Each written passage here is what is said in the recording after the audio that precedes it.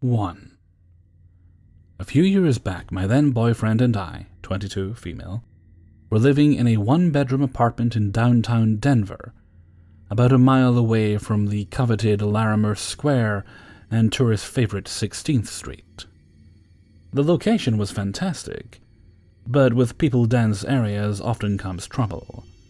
We lived in a historic house with 4 townhouses next to one another.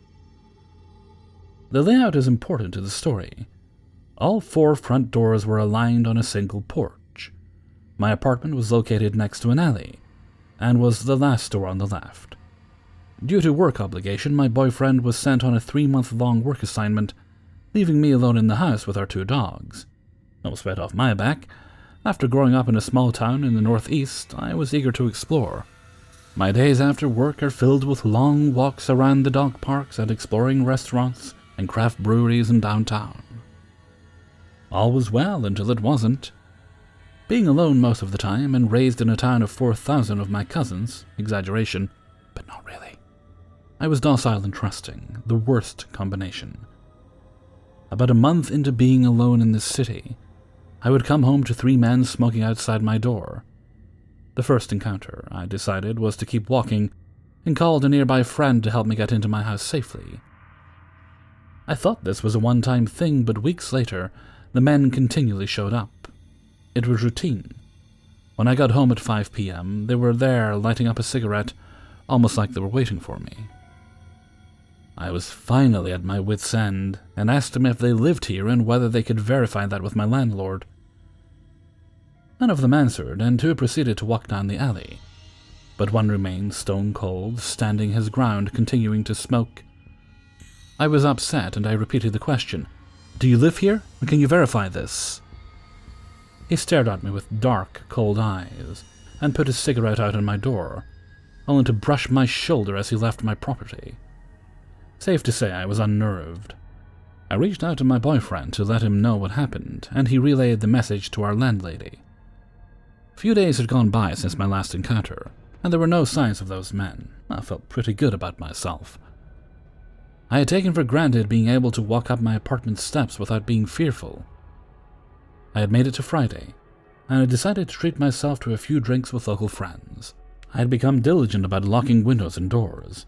Being next to an alley made me feel extra vulnerable, and after my confrontation with the porch creeps, I was on edge. My night out was enjoyable, and after a few beers, I decided it was time to go home. Thankfully, a friend of mine insisted on making sure I got to my house safely. After all, he was the one who had assisted me on a few occasions before. I arrived home, and he walked me to my door, but upon arrival, my door was covered in ash, and the porch floor in cigarette butts, with the aroma of freshly smoked cigarettes in the air.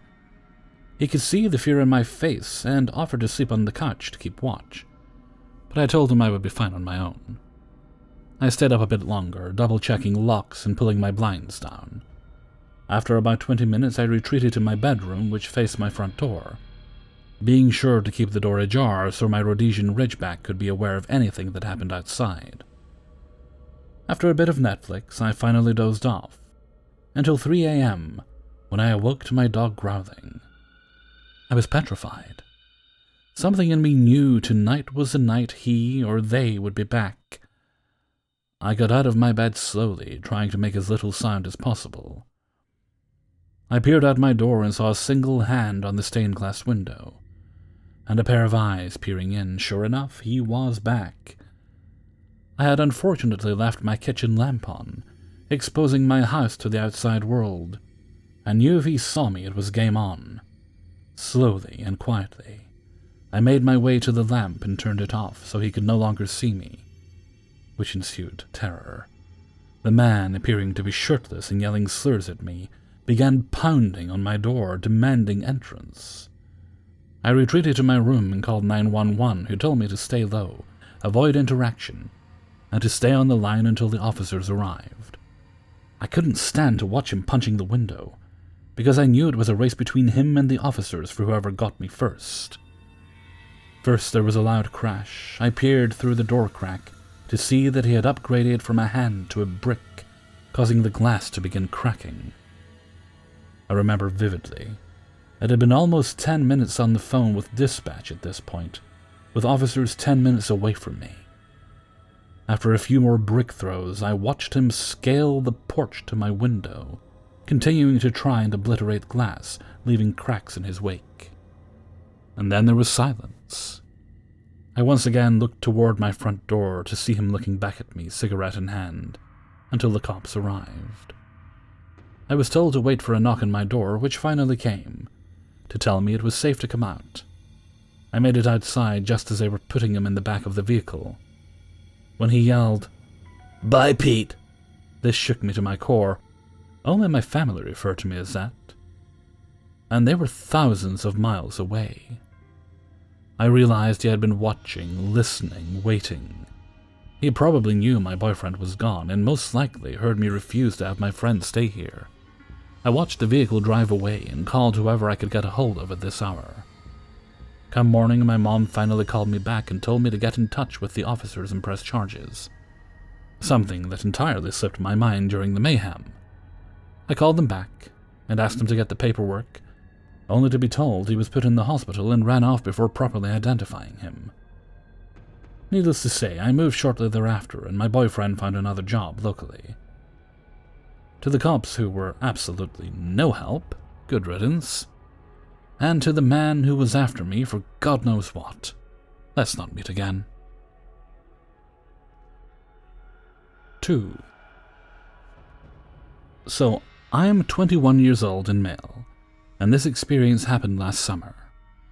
While I was on vacation in Myrtle Beach with my family, we were staying in a resort right on the beach, and were on the 13th or 14th floor in a sort of timeshare. One night I was feeling restless and having a hard time falling asleep, and at around 3 a.m. I decided to go out on the balcony to get some air. I stepped out and was stunned as there was a full moon, and the moonlight on the water was really beautiful. The beach was completely empty as far as I could see, and I had never seen it like that before. I decided since I wasn't able to sleep, I might as well head down, take a stroll, and listen to some music to relax. Hopefully when I returned I'd be able to sleep. It was really unsafe and dumb of me, but since it was 3 a.m. and the rest of my family was asleep, I decided to just head down without letting anyone know I was going, as I thought I'd just go chill there for 10 to 15 minutes, then come right back up. So at the base of the timeshare we were at, there was an area with a pool, an outdoor bar, and then 2 boardwalks separated by about 100 feet, which both led to the beach. On the sides of the boardwalks, there were swaths of tall grass separating the ocean and the resort. When I got down to the base, the entire area was completely deserted, and I started walking down the boardwalk on the right towards the beach. As I'm walking down, I suddenly see someone approaching me from the beach, which was strange, because I had a pretty clear view of this same area from the balcony just before, and had literally seen no one. I start to get a bit nervous, as I see this figure approach, and as I get closer, I see it is a man, maybe in his late 30s, who has a backpack on and is wearing glasses with large, square lenses. As he gets closer, I get a clearer look at him, as the boardwalk is sort of illuminated by lights from the outdoor bar. He looks very on edge and alert, almost like he's trying to find someone who is trying to meet him in this area, and his clothes are somewhat tattered.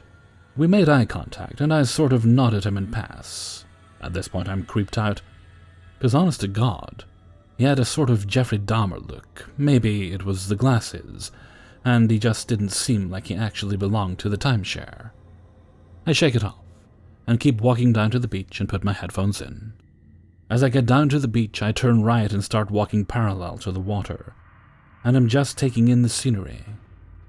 I'm barefoot and decide it'd be nice to walk just along the shoreline, so I move closer to the water and continue walking.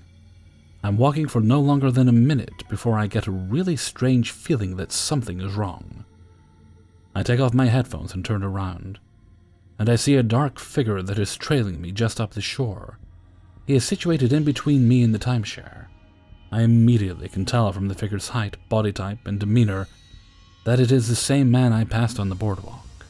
At this point, I'm starting to panic, as every story from Let's Not Meet is rushing into my head. At the same time, I'm trying to rationalize as it feels too surreal that I may actually be in a dangerous situation.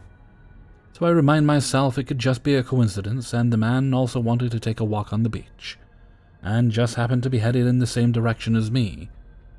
So I take some breaths and turn my head back to the ocean and continue walking in the same direction. After a couple seconds, I turn my head back again and see that now he is much closer to me and is not walking parallel to me.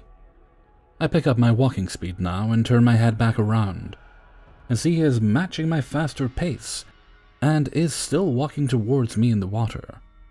Still, for some reason, I think, okay, maybe he also wants to walk by the water. There's no way I'm actually being followed by a creepy man on a deserted beach. So at this point, to truly test it, I do a 180 and completely change directions. And as I turn my head, I see him completely change directions with me and continue closing in distance. And he is power walking now. It suddenly hits me that I'm in a really bad situation. And I take off on a run along the water, and he starts running as well, but stays up shore of me so that if I try to run towards the boardwalk, he will intercept me. I'm freaking out now and just keep running with no plan. But I figure that since I'm 20 and sort of fit, I should probably be able to keep running along the water and outrun him. And then find some other exit off the beach and either call my family or head back to the timeshare on the road. So I keep running, but he's keeping up with me, and this goes on for what feels like 10 to 15 minutes. The scariest part of all this, which I wouldn't have thought of, is it is completely dead silent. All I hear is my breath and feet on the sand. And when I turn, I only see his shadowy figure up shore, keeping pace with me. Suddenly, up ahead, in the sand, I see a small blue light and what looks like 4 people on the beach with a blanket. They are a bit up shore. I turn and look at the figure and bet even though they are up shore, I can beat him to these people. So I start sprinting towards them, with hopes of quickly telling them what's going on so we can all confront him. I really use up my energy sprinting towards them, and as I approach, my heart drops. What I see is 4 guys on a blanket, with 3 or 4 handles of hard liquor surrounding them. 3 of the handles are empty, and the 4th is about half empty. 3 of the guys are completely passed out on the blankets, and the last is half sat up, obviously beyond shit-faced, with a sort of party hat on that has blue lights on it, and he is talking to himself. His eyes are half closed, and he doesn't even register me approaching him. Even though I'm now no more than 5 feet away, I turn and see this figure has slowed down and is observing me. And then I see he makes sense of the group's state and suddenly starts sprinting at me. As he gets closer, the half-passed-out guy's blue light illuminates him, and I can see clearly it's the same guy as before. I make eye contact with him, and I can see he's wide-eyed and looks almost manic and is barreling at me full sprint. At this point, I decide I have to do something decisive. It seemed like I had underestimated his fitness, and since I had just sprinted towards this group and exhausted myself, I was afraid that he might actually be able to catch up to me if we just continued running along the beach indefinitely. And then who knows what. So instead of turning around and running, I suddenly sprint towards him and to the right, which I don't think he was expecting at all. I catch him off balance and run past him, and I literally am full sprinting back to the timeshare without even looking back. Literally all the hairs in my neck were standing, and it felt like a dream where you're barely evading someone, but he's right about to catch you. The adrenaline was crazy, and I kept running and start to see the timeshare.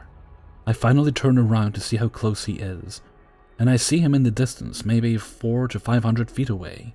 He's lost a lot of distance on me. I don't waste any time and sprint up the boardwalk and towards the base of the timeshare. I jam the elevator buttons and leap in, and start mashing the closed door button as I'm gasping for air. The door closes, and I hit the button for my floor. And when the elevator reaches, I literally sprint back to my room, open the door, enter, and then slam the door and double lock it. I'm breathing heavy, and I drop to the floor and just sit there for a minute, not believing what just happened. I crouch and crawl over to my room, as I was literally afraid he might be able to see me through the window or our balcony, and I enter my room. Let's just say I definitely wasn't able to sleep after that. Guy who chased me on the beach. Let's not meet. 3. Please be aware, while the following story contains no animal cruelty, there is a brief scene involving a deceased rabbit found while walking. My first real boyfriend I had was weird. I didn't have any real relationships before him, so it was hard to compare him to anyone else. Looking back now, I realized he was just a little bit fucked. I was 16 in college, and we got chatting in some online forum. I can't remember what it was now, but it was a place to talk about music and interact with similar-minded people. We bonded over our love for the band Cradle of Filth. I was a total fangirl at the time, and our relationship developed eventually into being girlfriend and boyfriend. He lived about an hour's train ride away, and we arranged to meet up for the first time. My problem was I didn't know what he really looked like. It was a time before Facebook and MySpace, and pictures were rarely shared. Good old dial-up internet took hours to send a real picture over MSN. He did, however, link me to a news article where there was a very blurry picture of him on, like it was a scanned page of a newspaper. You couldn't make out any real features, plus this article was from 5 years ago, so he was about to have changed since then. He told me what it looked like now: shoulder-length black hair, 6 feet, would be wearing a black leather trench coat and wearing a Cradle of Filth t-shirt. In hindsight, it should have been red flags. Meeting someone when we only ever spoke online or texted, but being young and naive, I just went with it. He said he was 17, a year older than me at the time, and that was that. The day came where I went to meet him at the train station. I waited and couldn't see anyone who matched his description. Out of the corner of my eye, I noticed an older guy sat down on a chair, halfway behind a pillar. I realized he had been staring at me for a while, but shrugged it off. I was dressed in the typical grungy goth look, and was used to being stared at. Ready to give up, I went to leave. This guy sat up and ran after me as I walked out of the door. I turned around and realized it was him. True to his word, he had shoulder-length black hair and was wearing the t-shirt he said he would be wearing. But this guy looked way older than I was told. Again, red flags. But in the moment I didn't realize, and we greeted each other and hugged. Pointing out the elephant in the room, I said, are you really 17?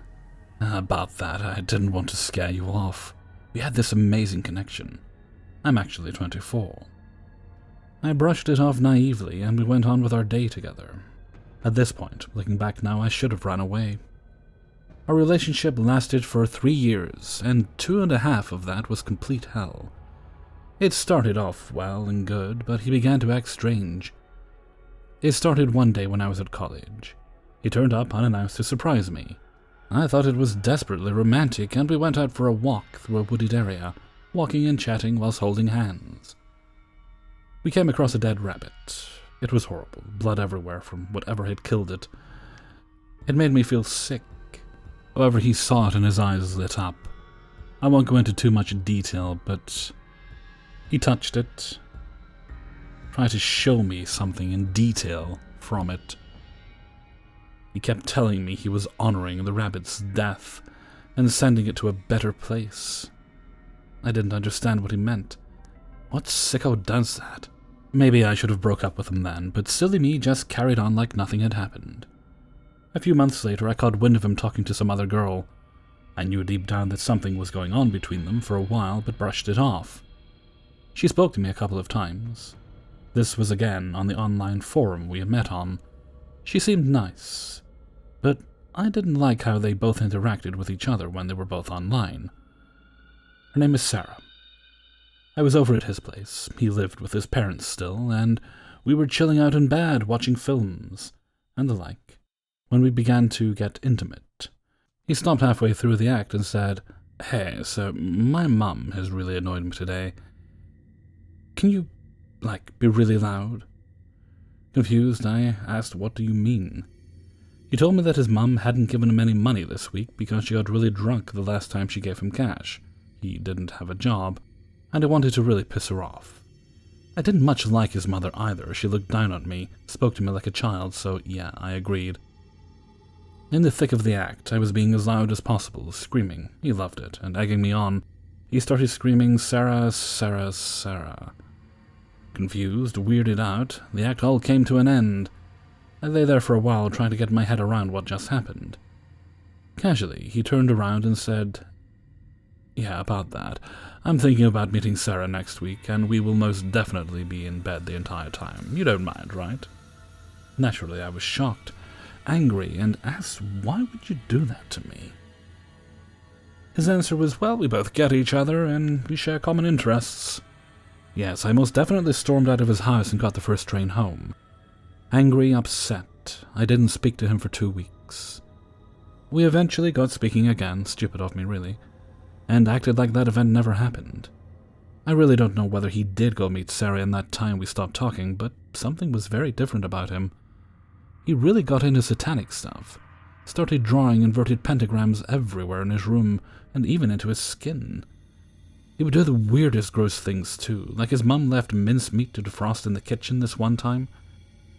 He went right up to it and just drank the raw meat juices from the bottom of the plate. Ew. Another time we went to the local rock pub for a drink. He got blind drunk, I barely drank, and he kept trying to get down on one knee to propose to me. I refused him because who would want to say yes to a drunk guy who probably won't remember the next day? He happened to find a small packet of weed between the sofas in the pub and was super excited. We went back to his place. I was ready for bed, starting to get fed up with him in general. I started to think of a way that I could break it off with him behind all these weird and horrible things he was doing. I fell asleep. It was a couple of hours later. I woke up to him, sat up in bed, dragging a knife halfway down his throat. Naturally, I freaked out. Asked him, "What on earth do you think you're doing?" He nonchalantly said, "Well, I just wanted to see what it would have been like to sit on the edge of death." I was naturally upset and grabbed the knife. I asked where the weed was, and he said, "Oh, I ate it." Like in a cake or something, and he said, "No, I just ate it." Confused, I eventually fell back asleep and hid the knife under my pillow so he couldn't do anything stupid again. It was at that point I realized I should break up with him. Yeah, I know, a few years too late. As I waited for my train home, I told him I didn't want to see him again. He was okay about it, I guess. We hugged and left it at that. I would like to say that's the end of the story, but nope, I'll save the best till last. Half a year went by, and I stopped going into the online forums, stopped talking to him entirely, and just got on with my life. I got a job as a waitress and continued with college. It was nearing Christmas, snow thick on the floor and bitterly cold outside. I bumped into a friend we both used to go out with and got chatting. We grabbed coffee and caught up on what's new. He mentioned how he was having a tough time at the moment and was living at the YMCA. And was surprised to bump into my fiancée who was living there too. Confused, I said, "I don't have a fiancée. I don't even have a boyfriend." Equally confused, my friend mentioned that my supposed fiancé and I had been trying to move into a flat together, but finances weren't great. So he moved to the YMCA and tried to save some cash. Realizing it was my ex he was talking about, I told him why we hadn't been together in half a year now, that he treated me badly, cheated on me, and seemed to develop a drinking problem. My friend mentioned that he had become alcoholic, and was weirded out by all the events which eventually caused us to break up. Confused by what new info I had, I said goodbye to my friend and carried on as normal. I didn't have a number for my ex anymore, so I couldn't contact him to ask why he was living in the same city, and why he was telling everyone we were still together. I stayed weary, on my guard, and got on with my life. A week or so later I was at work, busy running around serving tables, when I noticed a few of the bar staff talking about a customer who was blind drunk and wanted to stop serving him drinks. Well, can anyone guess who they were talking about? My ex was sat there chomping down on the most expensive steak you could buy, rare and bloody, of course. I panicked and told them he was my ex and briefly about how he treated me. Naturally, you would think they would have my back, right? Shove him out the door? No, they let him eat his food, which he labored over for at least an hour and a half. He had spotted me and waved at me. I ignored him and tried to get on with my work, anxiety kicking in, worried on how I could get rid of him without actually talking to him. Trust me, if I had the guts, I would have told him to leave myself and asked him why on earth he was telling people we were still together.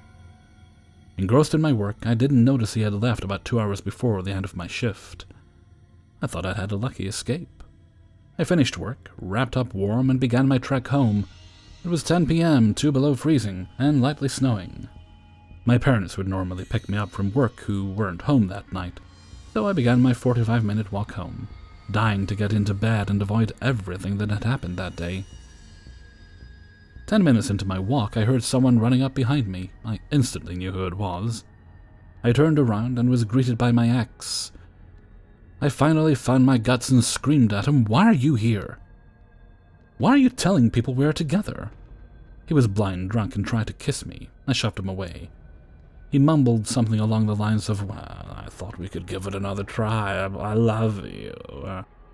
I thought this is what you wanted." I was so angry at this point, and told him how much he had hurt me. He didn't like my answer, and for that I was greeted by a firm, hard slap across my face. Adrenaline kicked in, and I ran home, ran as fast as I could, slipping and sliding across the icy ground. I look back and see him running after me.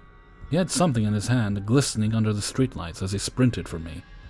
It drove me on. I ran faster, and I looked back and noticed he isn't there anymore. I got home, locked the door, threw myself in bed and tried to hide away from what had just happened. I didn't dare tell my parents what had happened, they would go mad. I eventually fell asleep and hoped for the new day. I woke up to my dad shaking me awake. Groggy, I asked him what's happened. Not quite clicking onto the events of the previous night. He told me to come downstairs into the kitchen. The kitchen looked onto our garden, white snow everywhere, apart from a black mass in the middle of the lawn. It was my ex. My mom stood beside him, trying to get him up. It looked like he had slipped into the garden the night before and slept on the lawn in the freezing cold. I couldn't explain it. I was as shocked as my parents were. They eventually got him up and brought him into the kitchen and offered him a warm drink. Through the shock of it all, I cannot remember what I told my parents as to why my ex was here, but they eventually went to work and left me to it. I couldn't talk. My ex tried to explain why he was there, and that he was so sorry for what he had done last night. I told him to leave, and if he ever came back, I'll call the police. He asked to go to the toilet, did his business, and left. Relieved he had gone, I broke down in tears for fear, for anger, and for my stupidity. I picked myself up and went to wash my face.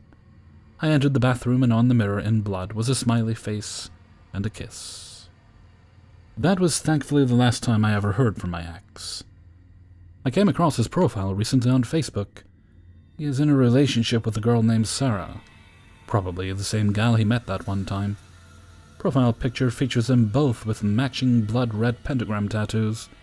I had to laugh. I can't believe how foolish I was in this relationship. I was young and stupid. I wish I had just not gone any further with him that first day we met at the train station where the lies began. Lessons learned for sure. Hey everybody, Hellfreezer here, and thank you very much for listening to 3 True Scary Stories, episode 530. And thank you very much to everybody who allowed me to use and sent in stories for use in this video. If you have a story yourself you'd like to send in, then please do send it along to kingofthecities@gmail.com. That's kingofthecities@gmail.com. And you can find that in the description of the video if you need it spelled out. Close one this week. This video almost didn't happen. A video would have happened, but not this one, because I just didn't have the stories. But I was lucky enough I'd had this one, and I don't know why I hadn't recorded it before, but I found it sitting in my email box, just sitting happily there, saying, "Please record me, Mr. Hellfreezer." So I did, and everything worked out well. Okay, and with that, I'm going to head off for now. So until next time, thank you very much for listening, and take very good care of yourself.